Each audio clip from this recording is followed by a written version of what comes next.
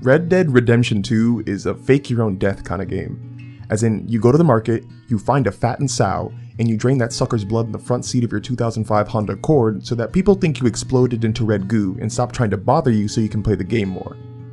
Really, it is that good. Most likely the best game that Rockstar has ever made.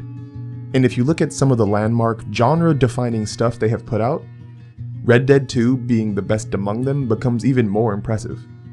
But I'm not here to gush about how the game has the best draw distance of all time, or how there are 500,000 lines of dialogue and 300,000 animations, or about how Arthur Morgan's hair grows in real time, or about how the horse's balls shrink in a cold environment, which has become a strange obsession in the gaming community for some reason. No, what I specifically want to pinpoint in Red Dead 2 is how it handles being a prequel. Many people believe that prequels are inherently less entertaining because they already know what is going to happen. And on a basic level, that makes a ton of sense.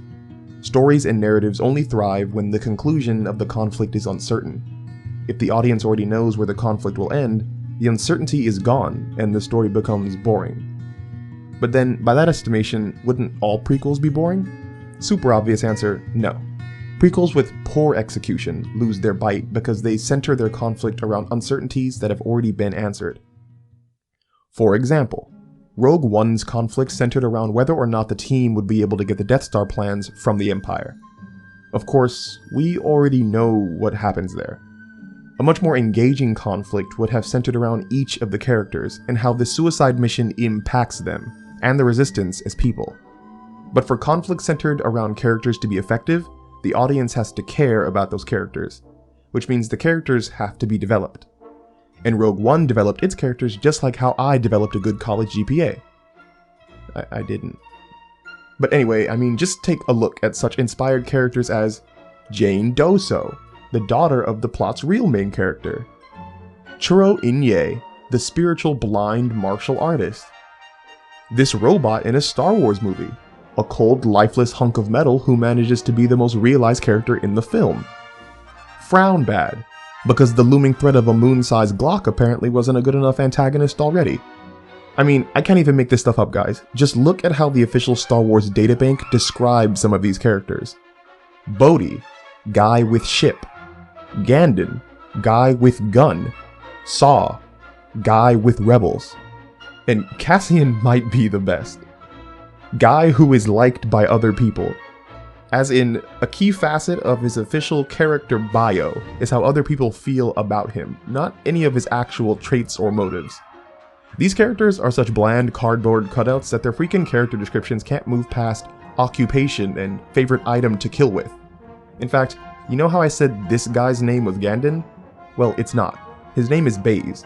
Not that you noticed or cared, because the movie gave you no reason to. I'm not saying that I should be a script doctor for Hollywood and that I have all the answers.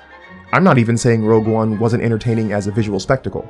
But what I am saying is that Rogue One having both weak characters and a conflict that is already resolved before the movie starts really kicked that movie in the knees before it ever had a chance to run.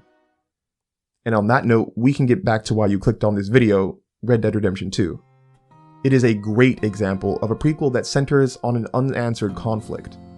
Because of Red Dead Redemption 1, we already know that Dutch's gang breaks up, and John Marston is commanded by the government to hunt down Bill Williamson, Javier Escuela, and Dutch himself.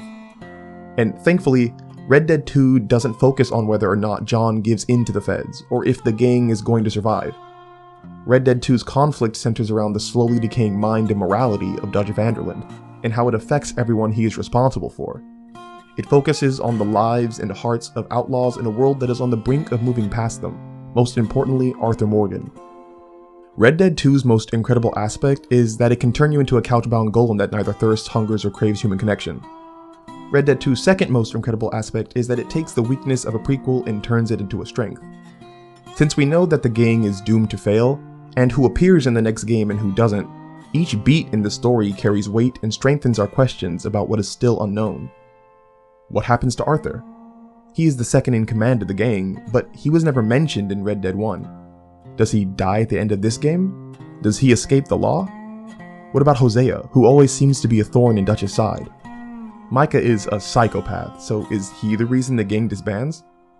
Rockstar is able to effectively use audience expectation conjured from the first game to enhance the experience with the second game. Their conflict is never compromised by their sequel status because they have rooted themselves firmly in new conflict.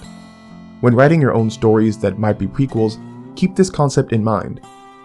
Not that these are comparable movies, but think of stories like X-Men First Class and Godfather Part 2, both prequels that steered their conflicts toward the unknown. Sequels gain narrative momentum by power of the stories that come before them. Prequels can tap into that same momentum when their conflicts are handled correctly. Now, if you'll excuse me, I have to get back to playing Red Dead Redemption 2.